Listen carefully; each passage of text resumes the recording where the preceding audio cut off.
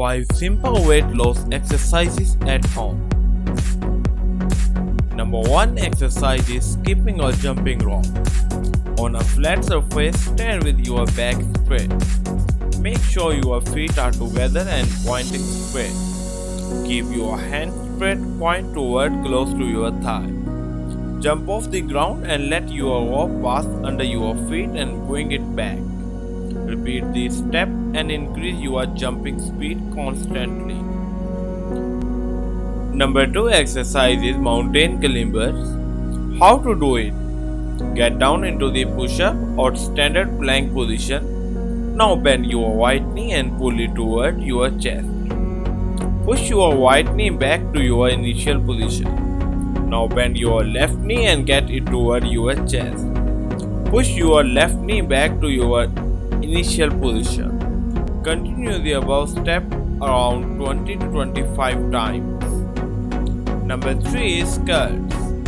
Stand straight with your feet wider than your hip width with toes facing front. By bending your knees and ankles, push your hips back.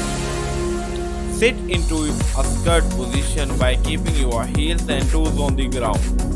Keep your knees bent to a 90-degree angle and pose yourself parallel to the floor. Number 4 exercise is lunges. Stand straight with your back and abs upright. Bend your knees while keeping your leg pressed in front. Now bend your knee until your right thigh is parallel to the ground and left one perpendicular.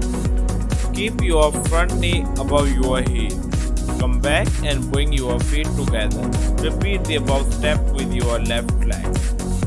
30 repetitions of alternate lunges are very helpful.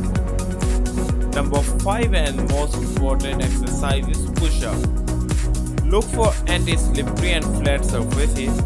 Place your hands facing forward and slightly wider than your shoulder width. Set your feet together or slightly apart in a comfortable position.